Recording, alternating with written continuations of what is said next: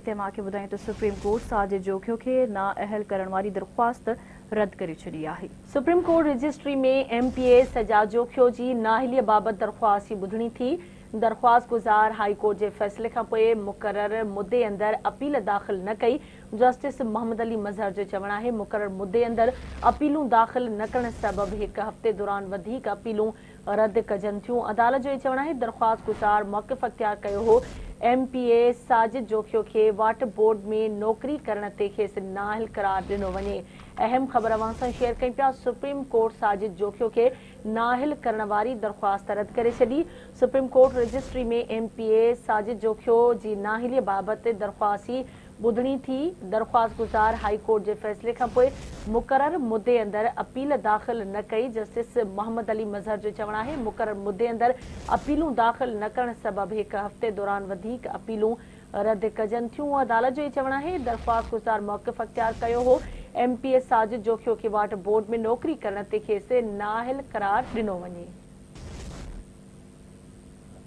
Supreme court Sajid Jokhio खे नाअहल करार वारी दरख़्वास्त रद्द करे छॾी आहे। सुप्रीम कोर्ट रजिस्ट्री में MPA साजिद जोखियो जी नाअहलीअ बाबति दरख़्वास्त जी ॿुधणी थी आहे। दरख़्वास्त गुज़ार हाई कोर्ट जे फ़ैसिले खां पोइ मुक़रर मुद्दे अंदरि अपील दाख़िल न कई। जस्टिस मोहम्मद अली मज़हर जो इहो चवणु आहे मुक़रर मुद्दे अंदरि अपीलूं दाख़िल न करण सबबि हिकु हफ़्ते दौरान वधीक अपीलूं रद्द कजनि थियूं। अदालत पारां इहो ॼाणायो वियो आहे। दरख़्वास्त गुज़ार मौक़िफ़ अख़्तियार कयो हो त MPA साजिद जोखियो खे वाटर बोर्ड में नौकरी करण ते खेसि नाअहल करार ॾिनो वञे।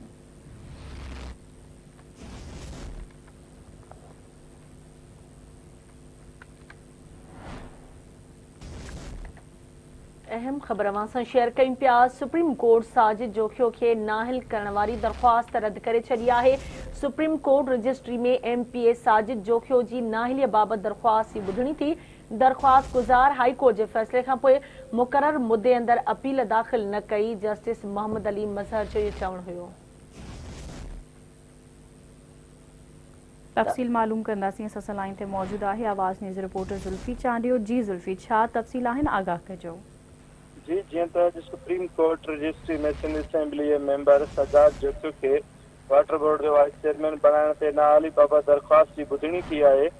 जस्टिस मोहम्मद अली अदालत जी दरख़्वास्त नाक़ाबिल समात करार ॾींदे रद्द करे छॾी आहे। दरख़्वास्त गुज़ार हाई कोर्ट जे फ़ैसिले खां पोइ मुक़रर मुद्दे अंदरि सुप्रीम कोर्ट में अपील दाख़िल न कराई हुई, जंहिं करे दरख़्वास्त रद्द करियूं था। जस्टिस साहब जो मौक़िफ़ हुयो। मुख़ालिफ़ वकील शाहज़मा चयो त असेंबली मेंबर हुअण बावजूदि साजिद जोखियो खे वाटर बोर्ड जो चेयरमैन बणायो वियो।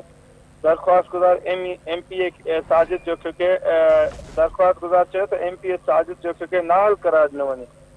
वाटर एंड सेवरेज बोर्ड तरफ़ां कोर्ट में मौक़िफ़ अख़्तियार कंदे चयो वियो त साजिद जोखियो खे कराची वाटर बोर्ड सेवरेज जो बोर्ड जो एज़ाज़ी चेयरमैन मुक़ररु कयो वियो हो, जंहिं करे सिंध हाई कोर्ट सिंध हुकूमत ऐं वाटर बोर्ड जे जवाब खां पोइ दरख़्वास्त रद्द कई हुई। जी ठीकु आहे, मुंहिंजी महिरबानी ज़ुल्फ़ी अपडेट करण लाइ।